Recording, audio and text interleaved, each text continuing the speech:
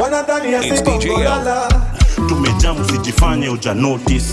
Wanadhani ya si bongo lala. Tumejamu sijifanye uja notice. Wambie punde imechoka sana. Tumejamu sijifanye uja notice. Wambie punde imechoka sana. Tumejamu sijifanye uja notice. Get ready, get ready, get ready, get ready, get ready, get ready, get ready. We are cutting off what we believed was our chain. So when we had the clamor for democracy, for self-rule, independence, what was our chain? Colonialism. The white man ruling Kenya. Right? So we cut off that chain. That's what we saw as a chain. We saw as a chain. Right? The next part we said, you mean we removed the chain of the Mzungu to put our own dictator? Right? Yeah. We are not going to be a chain to a dictator who tells us how to breathe, how to walk, right? When we can even go to the toilet. No, we are cutting off that chain and we cut it. Then we thought along the way, hey, maybe this constitution that came in 1961, when people were still thinking about how to enslave us, is the problem. So we went and we cut that chain. Okay? 2010. And we actually produced a very good document. Really. Yeah. Doesn't need to even be altered even with one comma as far as I'm concerned. Now, so we can speak.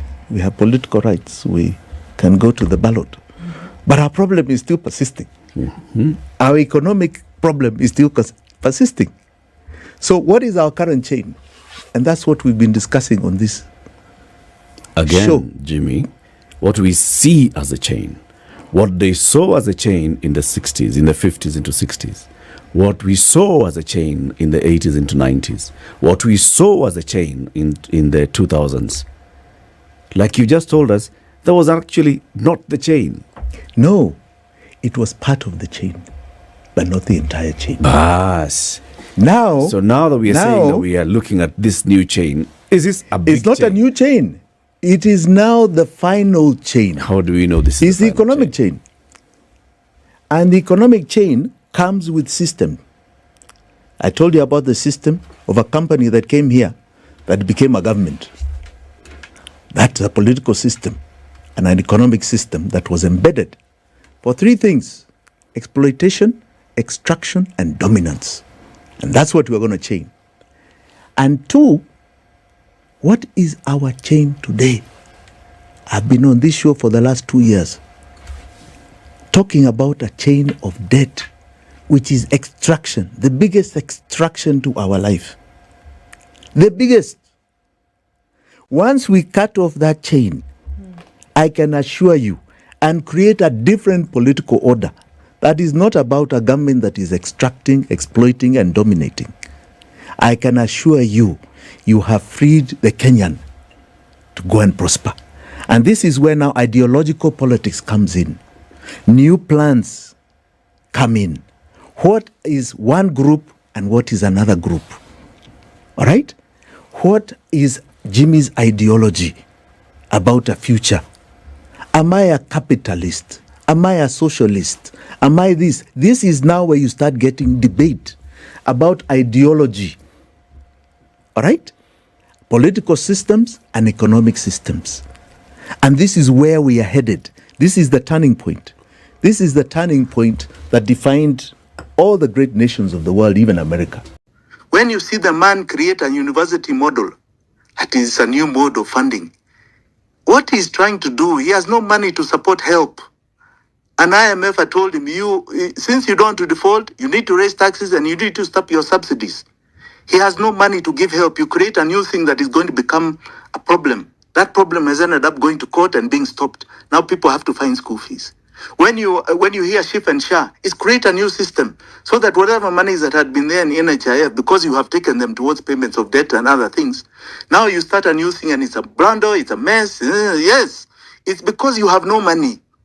Apart from the fact that they want to loot little peanuts there, they are literally because they have no money.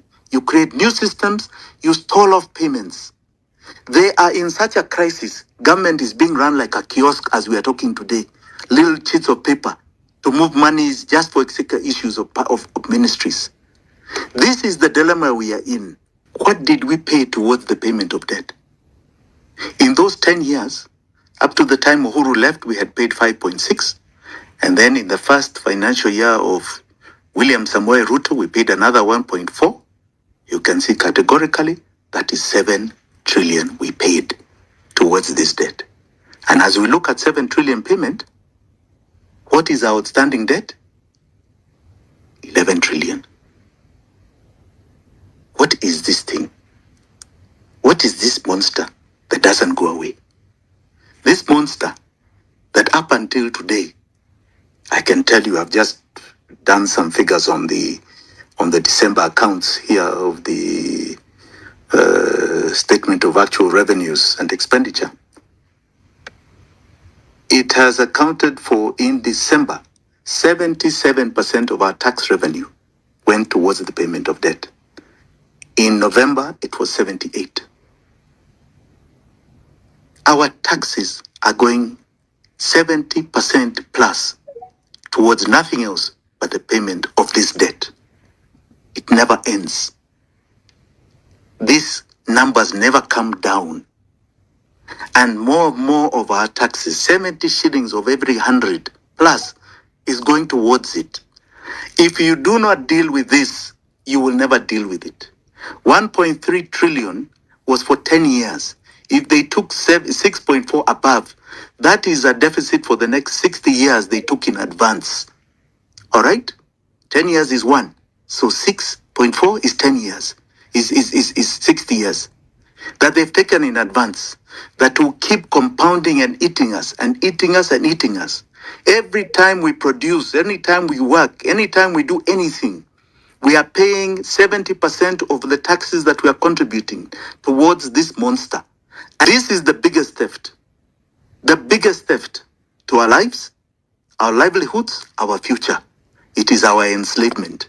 And unless we say we are going to cut it off, there's nothing else we are doing here. We are wasting time.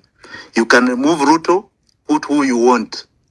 If they do not cut off this thing, it is not about just jailing people. If we do not cut off this slavery, this particular slavery, we are doomed as a nation. And what has happened is that William Ruto, because he was a participant in it, he has enjoyed the spoils of it. He cannot revisit it. He is living the legacy of their regime. That is what has happened. He can't turn it around. He has now got it on his plate. He can't turn it. He knows he has no solution. He knows he's going to fail. And the only thing he can thereafter do is postpone his exit. He's trying and dying to just remain there until the next election. He doesn't even care if he will remove him. He will leave the problem to somebody else and will be crying the same way as we're crying today. He can only resort to tyranny because he cannot solve our problem. Just a few days ago, the new Minister of Finance comes out and says, we are never going to get relief on our lives because we have debt payments and the only time we'll get relief is in 2034. And he tried to list bullet payments of Eurobonds that are due because these Eurobonds ended up becoming $7 billion worth of Eurobonds. And there is another 7 to 8 billion worth of syndicated loans. And there's humongous domestic debt called 5.4 trillion, which we don't know what it is. We are in a situation where if we do not deal with this, if we do not deal with this one particular issue, it is not about tribe, it is not about this, it is not about that. William Ruto will never be graced by God to solve this problem that he helped create. He cannot solve it because he is in it. He's in the muck. And anything that means that you address it, look at it, audit it, find fault in it. In fact, the audit I can give them tomorrow. Here it is. These are the numbers. This is what happened. And nobody, in 2 years we have spoken about this, nobody has contradicted our numbers. Let them come and tell us, show us where we are wrong. They can't. They don't even want to address it. And every time we come to economic issues, we are sidetracked. We are sidetracked to all sorts of things. I even believe that is why abductions happened in December. Because all of a sudden we are coming back to the issues that raised the revolution in June. There were economic issues that raised the revolution in June. It was about raising taxation. When people are already in pain, you're adding more pain. And he was advertising it. He was about, oh, by the time I get to 2022, 27, will be 22% of of our GDP. I don't know what will go into tax. He was advertising pain, right? Because in this solution, to solve this problem, you only have two choices. You either raise taxes because you need more revenue, and there are limitations of that, or you go to default, which other countries have done. We are today the highest debt ratio servicing country in the world. In other words, of our taxation, we are the one country that is paying the most of its revenue towards debt servicing. We, Kenya, are the highest.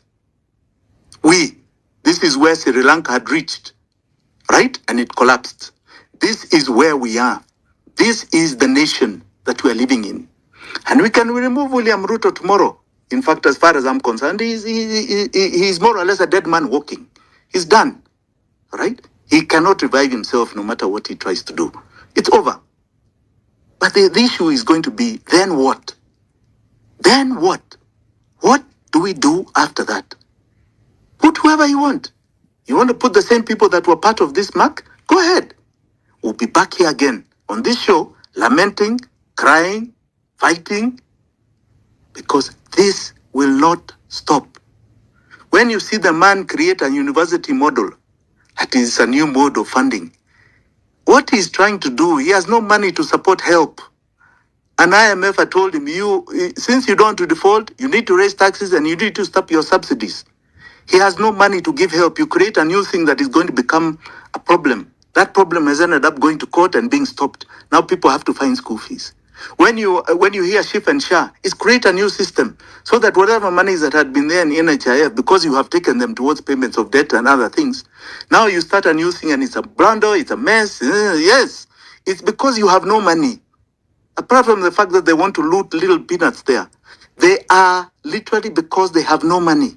You create new systems, you stall off payments. They are in such a crisis. Government is being run like a kiosk as we are talking today. Little sheets of paper to move monies just for issues of ministries. This is the dilemma we are in. And unless we solve this problem, which is a slavery that was created, that amounts, according to our records, to something like $50 billion worth of a heist, world standard beyond your imagination, we are going nowhere. We are not solving it. And we'll keep trying to talk, we'll keep trying to educate, because this is the issue. You can join his government, you can do whatever you want, you will fail.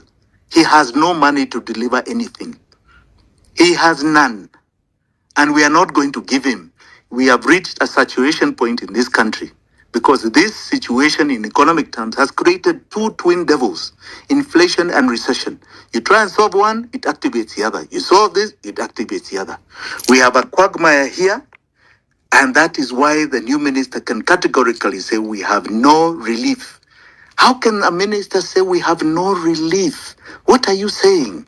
We are just supposed to swallow suffering until 2034? You have failed. If you cannot solve our problem, get out of the way. Get out of office. Exit so that we can breathe life into this generation and those that are ahead. We have a problem here that has been created, and unless we cut it off, unless we sever it, unless we say tomorrow we are going to cut off this monster, we are not going to pay it. We are in hell. This year, 1.9 trillion is going towards that debt. Last year, we raised 2.4 trillion in tax revenue, ordinary revenue. So 1.9 trillion is going to it. In the next financial year, beginning 2025 to 2026, 2.2 trillion is going to that monster. In the next one after that, 2026-2027 election year, 2.4 trillion is going to that monster. We can keep going down these figures. And you got huge principal payments starting 2027. We are in a big problem, and he cannot solve it. The whole lot of them cannot solve it. Anybody who of it will not solve it, because they'll be bought by the same entities. It needs to be cut off, and you free up space for every single Kenyan to breathe. Ruto tunataka kwanza kupunguza tamu yake kama ingewezekana. Kama ingewezekana hii mwaka ingeisha kama huyo mtu amekaa kwa hiyo kiti. Aende nyumbani, kazi imemshinda. You like me, why them a fight me. You like me, chewing a bomb, bite it.